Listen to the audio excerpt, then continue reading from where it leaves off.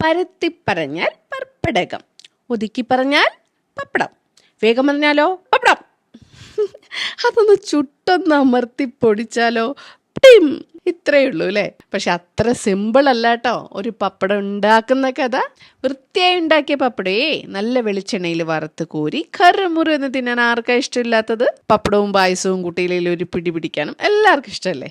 എന്നാൽ ഒട്ടും മടിക്കേണ്ട, ഏറ്റവും ശുദ്ധമായി വൃത്തിയായി ഉഴുന്നുമാവിൽ മാത്രം തയ്യാറാക്കുന്ന വീനസ്റ്റ് പപ്പടം ഉണ്ടാക്കുന്നതേ മുഴുവനായിട്ടൊന്ന് കണ്ട് ബോധ്യപ്പെട്ടിട്ട് ധൈര്യമായിട്ട് വാങ്ങിക്കോളൂ. അന്നമ്മയുടെ വാക്കാണ് കേട്ടോ. ചേച്ചി പൊക്കല്ലേ? ഒറ്റ കയ്യേ ഉള്ളൂ കേട്ടാ. നമ്മളപ്പോ ഇട്ടത് ഫുള്ള് എന്താണ്? ഉഴുന്നുമാവ് മാത്രമേ ഉള്ളൂ. അതിന് മൈദ ഒന്നും ചേർക്കണില്ല? ഉറപ്പാണോ? ഇനി ഇത് എത്ര നേരം ഇതിന്റെ അകത്ത് ഇങ്ങനെ കിടക്കും? ഇതൊരു 10 മിനിറ്റോളം ആകുമ്പോഴേക്കിന് വെള്ളം പാർന്ന് മാവിയാക്ക് പുറത്തേക്ക് എടുക്കാം. പുറത്തേക്ക് എടുക്കാം അല്ലെ? ചേച്ചി ഇനി എന്ത് ചെയ്യണം? വെള്ളം ഒഴിക്കണം അല്ലേ? ശുദ്ധമായിട്ടുള്ള വെള്ളമല്ലേ? നിങ്ങൾ കുടിക്കണ വെള്ളമല്ലേ? എന്തെങ്കിലുമൊക്കെ ചോദിക്കണേന്ന് അറിയോ? ഒന്നും തോന്നരുത്. എനിക്ക് പപ്പടം ഭയങ്കര ഇഷ്ടമാണ്. പക്ഷെ ഞാൻ എന്താ പപ്പടം തിന്നാത്തതെന്ന് വെച്ചിട്ടുണ്ടെങ്കിൽ ഇത് ഉണ്ടാക്കുന്ന പ്രോസസ്സ് ശരിയല്ല എന്നുള്ളൊരു തോന്നലാണ്. അതാ ഞാൻ ചോദിച്ചത് എന്ത് വെള്ളമാണ് ഇതെന്താ വെച്ചാൽ നമ്മൾ ഇതിന്റെ അകത്ത് കലക്കിയേക്കണത്? ഉപ്പും പൂക്കാരവും കൂട്ടി കലക്കി. ഉപ്പും പൂക്കാരം, അതായത് നമുക്ക് ഭക്ഷണത്തിൽ ഉപയോഗിക്കാവുന്ന കാരം അല്ലേ? ഇതിനൊക്കെ കൃത്യമായിട്ട് അളവുകൾ ഉണ്ടല്ലോ അല്ലെ? അപ്പൊ ഇത് അരഞ്ഞു വന്നൂലേ ചേച്ചി? അല്ലേ? ഒരു കുറച്ചും കൂടെ കഴിയുമ്പോ നമ്മൾ ഇതെടുത്ത് ഇങ്ങോട്ട് വെക്കും അല്ലേ? അതിനിപ്പോ നമ്മൾ ആവശ്യത്തിന് കഷ്ണങ്ങൾ ഇങ്ങോട്ട് മുറിച്ചെടുക്കും അല്ലേ? പിന്നെ മെഷീനിട്ടിട്ട് റോളാക്കും അല്ലേ? പിന്നെ അത് ഒട്ടിട്ട് ഷീറ്റാ. സാധാരണ പപ്പടം ഉണ്ടാക്കുന്നവര് കൈ കൊണ്ട് ചെയ്യുന്ന പണികളൊക്കെയാണ് ഇവര് ഫുള്ള് മെഷീനിൽ. അതും നോക്കിക്കേ, അത്ര നീറ്റായിട്ടാണ് കേട്ടോ. അതേ സംഭവം മുറിച്ച് ഷീറ്റായിട്ട് ഷീറ്റിനെ റോളാക്കും അല്ലേ? റോളാക്കിയിട്ട് വീണ്ടും നമ്മള് എന്തെണ്ണയാണ് ഈ തേക്കണത്? വെളിച്ചെണ്ണ, ആട്ടിയ വെളിച്ചെണ്ണ. നമ്മൾ ആട്ടണാണോ? എവിടെ ആട്ടണത്? അതെനിക്കൊന്ന് കാണണം കേട്ടോ. കാരണം ഞാൻ എണ്ണ ആട്ടി വിൽക്കുന്നുണ്ട്. അതേ ശുദ്ധി ഉണ്ടെന്ന് ഉറപ്പാണെങ്കിൽ ഇന്ന് തന്നെ ഞാൻ 10 കെട്ട് പപ്പടം നിന്ന് നിൽക്കുന്നു. ഭയങ്കര ഇഷ്ടമാണ് പപ്പടം എനിക്ക്. പക്ഷെ പപ്പടം തിന്നാൻ എന്നും പേടിക്കുന്നു. അതുപോലെ ചില കാര്യങ്ങൾ നമ്മളുണ്ടല്ലോ, അതിന്റെ പ്രൊഡക്ഷൻ മോശമാണ്, അത് നീറ്റ് ഇല്ല എന്നുള്ള സംഭവങ്ങൾ. അത് ഇന്ന് ഇവിടെ വന്നപ്പോഴാണ് മനസ്സിലായത്. ഈവൻ ഇവർ ചേർക്കുന്ന ഓയിൽ പോലും ഇവിടെ ആട്ടിയെടുക്കുന്നതാണ്. നമ്മൾ ഉണ്ടാക്കുന്ന അതേ എണ്ണയുടെ രുചിയും മണമാണ്. ഇവരുടെ സ്വന്തം ചക്കില് ആട്ടുന്ന എണ്ണയാണ് ഉപയോഗിക്കുന്നത് കേട്ടോ. ഞാൻ കാണിച്ചു തരാം. കണ്ടോ, ഇവര് അടിയാൻ വെച്ചേക്കുന്ന ഈ സാധനമാണ്.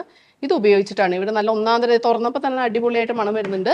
തോന്നിയ പോലെ ഉണ്ടാക്കുന്ന പോലെയല്ല, കംപ്ലീറ്റ് സ്റ്റേജ് ഇവര് എന്താ പറയാ മെക്കനൈസ്ഡ് ആണ്. ചേച്ചി അവിടെ മടക്കി വെച്ച ഷീറ്റുകളാണ് നമ്മൾ ഈ ചെയ്യണത് അല്ലേ? അല്ലേ? ഇതിങ്ങനെ എത്ര പ്രാവശ്യം ആക്കും? 20 പ്രാവശ്യമോ? 18 പ്രാവശ്യമായ വല്ല കുഴപ്പമുണ്ടോ? കുഴപ്പമുണ്ട്. 21 ആയാലും കുഴപ്പമുണ്ട് അല്ലേ? വിട്ടുവീഴ്ച ഇല്ല. ഇതിങ്ങനെ തള്ളി കയറ്റി അങ്ങ് വെക്കൂ അല്ലേ? അപ്പൊ ഇത് അതിന്റെ കൂടെ അങ്ങോട്ട് കേറുവോ? അതിന്റെ മുറിയൊക്കെ അല്ലേ? അത് ഓൾറെഡി പ്രോസസ് ചെയ്ത് വരുന്നതാണല്ലോ അല്ലെ? കുഴപ്പമില്ലല്ലോ. ഇവിടെ വന്നപ്പോഴത്തേനും അതിന്റെ കനം കുറഞ്ഞുകൊണ്ടോ? അവിടുന്ന് നല്ല കനത്തില് ഡിസൈനിൽ വന്ന സാധനം വളരെ തിന്നായി. ഇത് വന്നപ്പോ വീണ്ടും തിന്നായി, സോഫ്റ്റ് ആയിട്ടുള്ള ലെയറിലേക്ക് പോയി.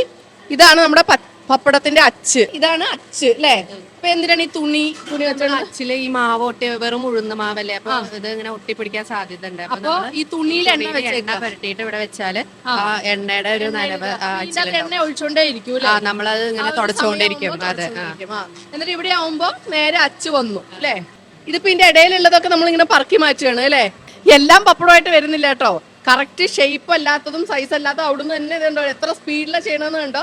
പറക്കി മാറ്റുന്നു. എന്നിട്ട് വീണ്ടും അരച്ചിട്ട് വീണ്ടും മെഷീനിലേക്ക് വരുന്നു. കണ്ടോ, അത്രയും പെർഫെക്റ്റ് ആയിട്ടുള്ള ചുളുങ്ങിയതും ഒക്കെ അങ്ങ് മാറ്റുകയാണ്. കാരണം പപ്പടം അല്ലേ, വലിയൊരു വട്ടപ്പൊട്ട് പോലെ ഉണ്ട് അല്ലേ നമ്മുടെ പപ്പടക്കൂട്ടൻ. ചേട്ടൻ ഇങ്ങനെ നിരത്തി വെച്ചോണ്ടേ ഇരിക്കും അല്ലേ? എത്ര നേരം എടുക്കും ഇവിടുന്ന്? 15 മിനിറ്റോളം ഉണങ്ങി കിട്ടും. ഇതിന്റെ ഡ്രയർ ആണ് അല്ലേ? ഇത് ഫുള്ള് എന്താ ഇതിന്റെ സിസ്റ്റം എന്താ? ഇത് നമ്മൾ ശരിക്കും ക്വാളിറ്റി വരുന്നത് നമ്മൾ കൂടുതൽ സമയം കൊണ്ട് ഉണങ്ങണം. കുറച്ച് സമയം കൊണ്ട് ഉണങ്ങുമ്പോൾ ഓട്ടോമാറ്റിക് അത് കംപ്ലൈന്റ് ആവും. ഇത് വെയിലത്ത് ഉണങ്ങണ ക്വാളിറ്റി കിട്ടണം. വെയിലത്ത് ഉണങ്ങണ ക്വാളിറ്റി സമയം സ്പെൻഡ് ആവണം. അതാണ് അതിന്റെ ക്വാളിറ്റി. അപ്പൊ അതിന് എങ്ങനെ നിങ്ങൾ അഡ്ജസ്റ്റ്മെന്റ് കാണിച്ചു തരാം.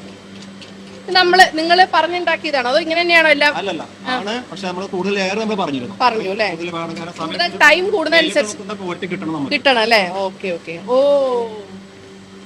ഇതിന്റെ ഉള്ളിൽ ഇങ്ങനെ ഒരു സംഭവമാണ് അല്ലേ? എത്ര ലെയർ? 2 ലെയർ ആയി കഴിഞ്ഞാൽ സംഭവം നടക്കും. പക്ഷെ നമുക്ക് ഇത്രയും ലെയർ കൊടുക്കുമ്പോൾ കോസ്റ്റ്ലി ആണ്. പക്ഷെ ക്വാളിറ്റി ഓരോ സ്റ്റെപ്പിലും നിങ്ങളുടെ ക്വാളിറ്റി കോൺട്രിബ്യൂട്ട് ചെയ്യുന്നത് നമ്മൾ സാധാരണ ചെയ്യുന്ന രീതിയിൽ വെയിലത്ത് ഉണക്കുന്ന ക്വാളിറ്റി കിട്ടണം. അത് നമുക്ക് നല്ല വൃത്തിയായിട്ട് ശുചിത്വത്തോടു കൂടി ചെയ്യാൻ പറ്റും നമുക്ക്. ചേച്ചി എന്നിട്ട് ഇത് ഓരോന്നായിട്ട് അടുക്കി ഇങ്ങോട്ട് വെക്കൂലേ, എന്നിട്ട് പൊടി എടുക്കാന് അല്ലേ, പൊടി ബാക്കിയുള്ള പൊടി കളയാൻ വേണ്ടിട്ട് അല്ലേ. ഏട്ടാ നമ്മളിത് കംപ്ലീറ്റ് പൊടി അടിച്ചു കളയാണ് അല്ലേ. ഇനി നമ്മൾ ഇതിൽ കയ്യിൽ കൊണ്ട് തൊടേണ്ട കാര്യമൊന്നുമില്ല, നേരെ ഇനി കൊണ്ടുപോയിട്ട് പാക്ക് ചെയ്യാം. പിന്നെ എണ്ണയിൽ മുക്കുക, ചോറിന് കൂടെ കുഴച്ചടിക്കുക, അത്രയല്ലേ ഉള്ളൂ. പപ്പടം കഴിക്കാറുണ്ടോ? സത്യം പറഞ്ഞാൽ മതി. അപ്പട 4-5 ഒക്കെ കഴിക്കും. എന്നിട്ട് നിങ്ങൾക്ക് ബിപിയും പ്രഷറും ഷുഗറും ഒന്നും കഴിക്കാത്തായിരിക്കാണ് പ്രശ്നം. ഇത് നമ്മൾ പൊടി അടിച്ചു കഴിഞ്ഞതാണ് അല്ലേ. അപ്പൊ നമ്മൾ ഓരോ പാക്കറ്റിൽ ഇത്ര എണ്ണം എന്നാണോ കണക്ക് കേട്ടാ? തൂക്കിയിട്ടാണ്. നോർമലി എത്ര ഗ്രാമാ സാധാരണ പപ്പടക്കെട്ട്? 50, 100 ഗ്രാം. അതാണ് 2 ചെറിയ കെട്ട് വലിയ കെട്ടുന്നത് അല്ലേ. അപ്പൊ തൂക്കിയ ഒരേ അളവായിരിക്കും, കാരണം ഒരേ അച്ചിലാണ് ഉണ്ടാക്കുന്നത് അല്ലേ. അപ്പൊ നിങ്ങളാണ് ഇതിന്റെ അവസാന മിനുക്ക് പണികൾ ചെയ്യുന്ന ആള് അല്ലേ. ഓ ഇങ്ങനെ കറക്റ്റ് തൂക്കി എടുക്കുകയാണ് അല്ലേ. അപ്പൊ എണ്ണം കറക്റ്റ് ആയിരിക്കും അല്ലേ. അപ്പൊ സരിക എത്ര വർഷമായി നമ്മുടെ കമ്പനി തുടങ്ങിയിട്ട്? 15 വർഷം. അപ്പൊ തന്നെക്കാളും കുറച്ച് സീനിയർ ഞാനാണ്. ഞാൻ റബ്ബർമാരി കച്ചവടം തുടങ്ങിയിട്ട് 24 വർഷമായി. അപ്പൊ സരിക ഇവിടെ എത്ര പ്രോഡക്ട്സിന്റെ മൊത്തത്തില്? നമ്മുടെ ഇവിടെ 10ഓളം പ്രോഡക്റ്റ് ഉണ്ട്. എല്ലാം നല്ല രീതിയിൽ പോകുന്നുണ്ട്. എന്താണെങ്കിലും ഒരുപാട് പേർക്ക് അതും ഈ ചുറ്റുവട്ടത്തുള്ളവർക്ക് തൊഴിൽ കൊടുക്കാൻ സാധിച്ചു. പിന്നെ ഞാൻ പറഞ്ഞല്ലോ, സത്യത്തിൽ ഇന്ന് വരെ ഞാൻ എത്രയൊക്കെ വേണ്ടാന്ന് വെച്ചാൽ എനിക്ക് ഒഴിവാക്കാൻ പറ്റാത്ത സാധനമാണ്. പക്ഷെ അത് ഉണ്ടാക്കുന്ന മെത്തേഡ്സ്, ഈ ഉണക്കമീൻ ഉണ്ടാക്കണ കണ്ടാൽ നമ്മൾ ആരെങ്കിലും ഉണക്കമീൻ തിരിഞ്ഞു, അതുപോലെയായിരുന്നു പപ്പടം. പക്ഷെ ഇങ്ങനെ എന്താ പറയാ, അൺടച്ച്ഡ് ആയിട്ടുള്ള ഒരു സാധനം വൃത്തിയായിട്ട് അതും ഉഴുന്ന് മാവിൽ തന്നെ കിട്ടാന്നുള്ളത് ഇപ്പൊ നേരിട്ട് കണ്ട് ബോധ്യപ്പെട്ടു. ഇനി നമ്മുടെ സരികയും ടീമും കേരളക്കരേനെ മൊത്തം പപ്പടം തീറ്റിക്കാനുള്ള പരിപാടിയാണ്. ഈ നേരം വരെ വാചം അടിച്ച് ഷൂട്ട് ചെയ്ത് എനിക്ക് സരിക തന്നു വേണ്ട ഒരു കുപ്പി ഉപ്പ് പോലും ഇടാത്ത മോരും വെള്ളം. എന്തൊരു ദുഷ്ടയാണെന്ന് നോക്ക്. ഉപ്പില്ലാത്തതുകൊണ്ട് ഭയങ്കര പുളി. അപ്പോൾ കത്തി അടിച്ച് താമസിക്കുന്നില്ല, സമയം വൈകി, ഒട്ടും വൈകുന്നില്ല.